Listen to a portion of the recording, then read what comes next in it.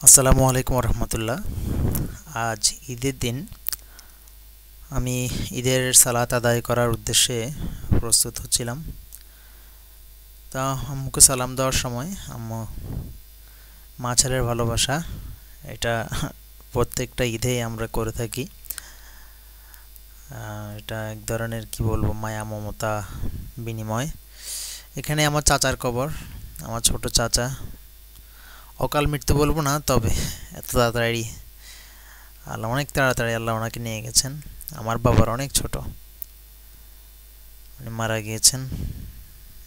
আজ ঈদের দিন ওনাকে খুব বেশি বেশি মনে পড়ছে।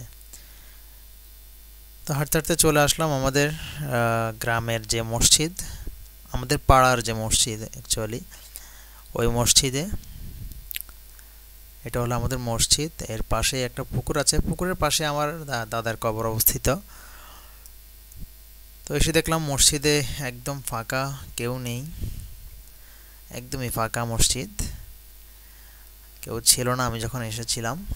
মুয়াজ্জিন হুজুর আসছে এখন, উনি মাইকে অ্যানাউন্স করছিল যে আর আপনারা সবাই নামাজের জন্য রেডি হন, প্রস্তুত হন, সবাই মসজিদের দিকে চলে আসেন, এই ধরনের কিছু অ্যানাউন্সমেন্ট উনি করছিল। তো নামাজ শেষ, নামাজটা দেখাইনি। এখন নামাজ শেষ হওয়ার পরে আমি আমার চাচাতো ভাইকে নিয়ে যাচ্ছিলাম আমার নানার বাড়িতে। সেখানে নানার কবর জিয়ারত করার উদ্দেশ্যে আমরা রওনা দিলাম। এটা হলো আমাদের বাড়ির পরিবেশ, এই আমাদের বাড়ির গেট, মানে আমাদের যে গ্রাম হোসেনপুর স্মার্ট ভিলেজ, এটা হলো আমাদের গ্রামের যে গেটটা আছে সেটা।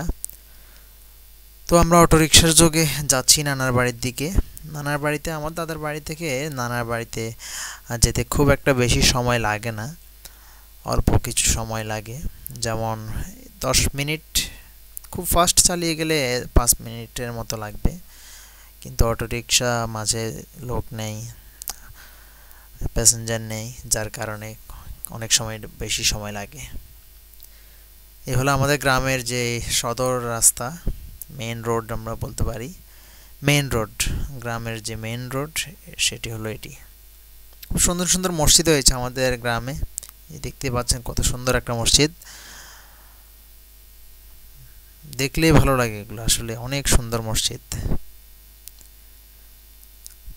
গ্রামের পরিবেশ অনেক ভালো লাগে, আসলে যেতে ইচ্ছে করে না। এরকম সবুজ শ্যামলা, শস্য শ্যামলা, এগুলো দেখলে থেকে যেতে ইচ্ছা করছে, কিন্তু থাকা তো চাইলেই তো আর থাকা যাবে না। দেখতে পাচ্ছেন একটা বাচ্চা, এটা কিছুক্ষণ পর পর আমার দিকে তাকাচ্ছিল, হয়তো ভয় পাচ্ছিল।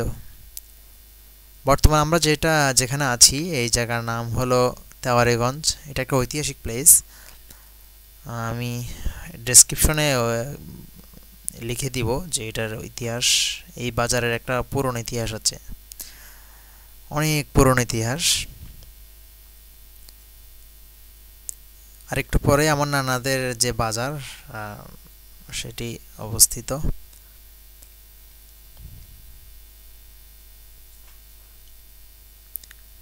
ইটভাটা, আমার দাদার বাড়ি থেকে নানার বাড়িতে যাওয়ার রাস্তায় দুটি ইটভাটা দেখা যায়। তবে এগুলো দেখলে নিজের কাছে কষ্ট লাগে, কারণ এক একটা ইটভাটা আশেপাশের যত জমির উর্বরতা তা নষ্ট করে দেয়। দেখতেই পাচ্ছেন ইটভাটার আশেপাশে অনেক ধান ক্ষেত রয়েছে, কিন্তু এই ইটভাটার কারণে ওই উক্ত এলাকার যত শস্য আছে এগুলো নষ্ট হয়ে যায় এবং জমির উর্বরতা ধীরে ধীরে হ্রাস পায়। পরিবেশের জন্য একটা বড় হুমকি আসলে এই ইটভাটা। সামনেই একটা জায়গার, যে আমরা যেখানে সামনে যে বাজারটি আছে সেটাকে বলা হয় পোলের গোড়া বলা হয়, কারণ ওখানে একটা পোল আছে, নাম তৈয়ব চৌধুরী পোলের গোড়া। ওটা আমার নানাদের মানে বাজার হিসেবেই ধরা হয়। এই হলো সেই রাস্তা। এখানে একটা মাদ্রাসা আছে, অনেক নাম করা মাদ্রাসা, চরমটুয়া মাদ্রাসা। অনেক দূর দূরান্ত থেকে মানুষ আসে এখানে পড়াশোনা করতে।